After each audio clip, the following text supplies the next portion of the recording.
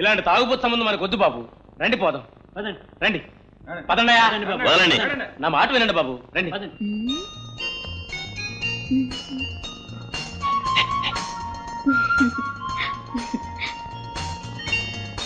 Bye. Madhavi, శభాష్, అద్భుతంగా act చేశావు. Thank you daddy. ఏంటిది థ్యాంక్ యూ డాడీ అంటున్నావు? నిజంగా తాగారా? ఓ డాడీ, యాక్ట్ చేసాం. ఎలా ఉంది యాక్టింగ్? First class. ఏవి మీరిద్దరూ నాటకమాడి నా ప్రెస్టీజ్ నాశనం చేస్తారా? చూస్తాను ఆ రాజశేఖర్తో ఈ పెళ్లి ఎలా జరగదు. నేను చూస్తాను చంద్రంతో నా పెళ్లి ఎలా జరగదు. ఏమండి, ఇద్దరు నాటకం ఆడతారా? నాటకం ఆడుతున్నామా? మాధవి, నేనేమి విందల్చుకోలేదు. అటు పెళ్ళన్నావు, ఇటు చావన్నావు. చివరికి చావు దెబ్బలు తినొచ్చావు. It's an insult for me. Government వారు గెస్ట్ హౌస్ లోనే రెస్ట్ తీసుకునేటప్పుడు వేసిన ప్లాన్లలో పుష్టికరమైన ప్లాన్ ఒకటి బయటికి తీస్తాను. దాన్ని శవాన్ని చేసేస్తాను. నో, అలాంటిది శవం కాకూడదు, జీవోత్సవం కావాలి. అలాగే, కానీ మీరు ఇప్పుడు చేయవలసిన పని ఏమిటి? నీ గెస్ట్ హౌస్ ప్లాన్ నాకు అక్కర్లేదు. నా గెస్ట్ హౌస్ ప్లాన్ చూడు, ఏం చేస్తాను. ఈ దెబ్బతో చంద్రంగాడు మసి దొరికాడా? దొరకడం ఏమిట్రా, తీసుకెళ్లి బంగ్లాలో బంధించాం. ఓటుగాడు వెళ్ళాడు బంగ్లాకి నిప్పెట్టడానికి. పాప దిక్కులేని సంవత్సరం రా. అంటే రేపటి నుంచి చంద్రంగాడు ఉండడురా.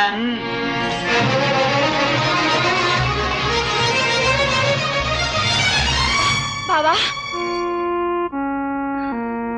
బావా, ఎవరు ఎవరు?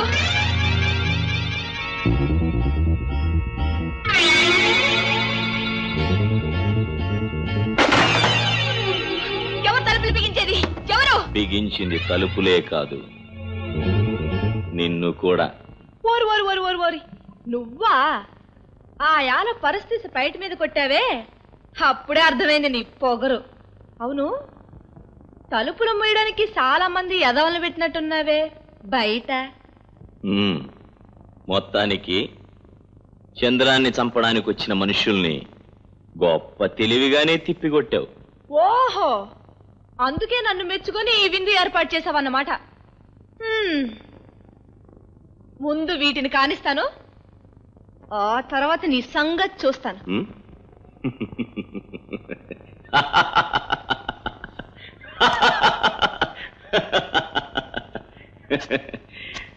నువ్వు నా సంగతి చూసేదంటే నేనే నీ అంతు తేలుస్తాను.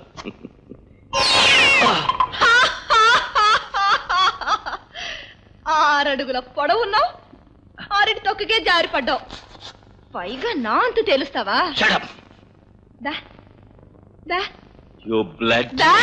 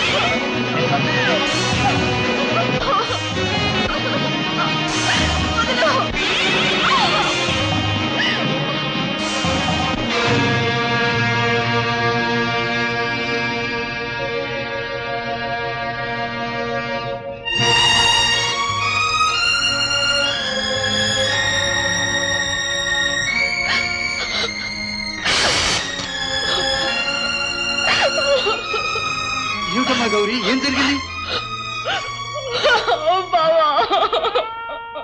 ఏం జరిగిందమ్మా? బావా, నీ చేతుల మీదుగా నా పెళ్లి జరిపిస్తానన్నావే, జరగదు. నాకు అదృష్టం లేదు. ఏం జరిగింది?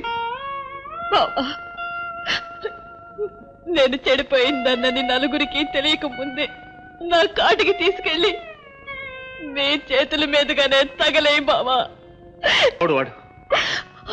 వద్దు బావా, నా కోసం నువ్వు చిక్కుల్లో పడద్దు. వాడెవడో చెప్తావా లేదా?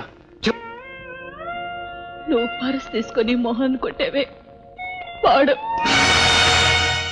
రాజశేఖరం.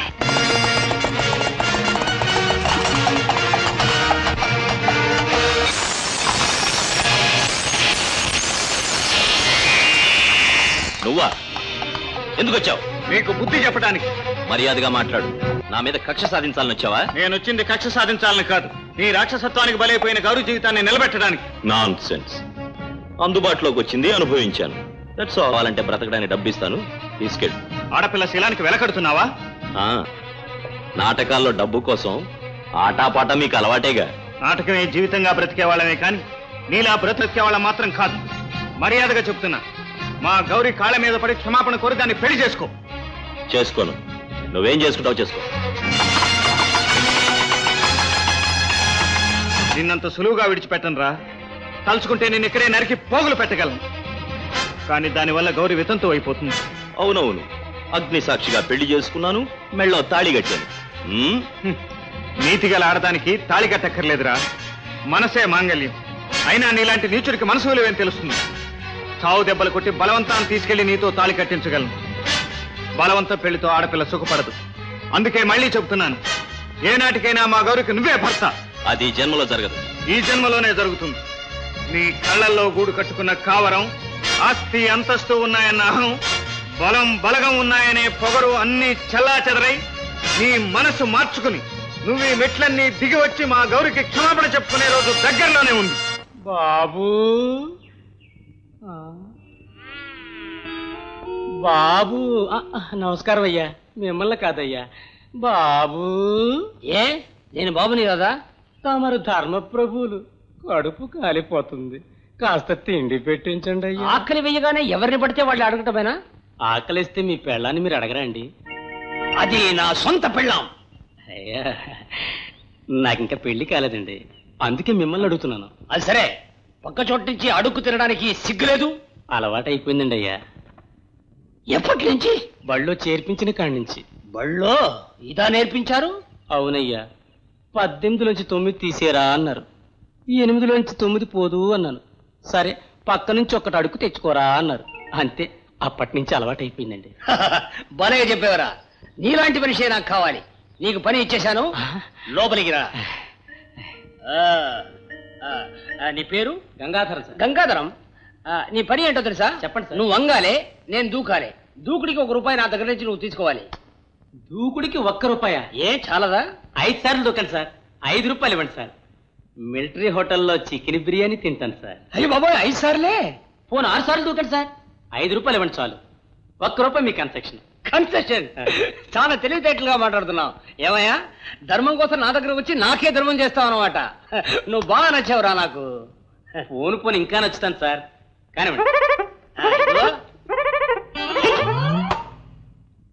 ₹1 ఇచ్చింది. అయ్యో బాబా, అయ్యో అమ్మా, నడుము పట్టిందిరా, నడుము పట్టిందిరా. అలా కాదు, అలా కాదు, ఎగిరి పట్టు. ₹1 ఇచ్చింది సార్. నేను దూకాను, నువ్వు దూకావు, దానికి దీనికి చెల్లు పో. Sir sir sir.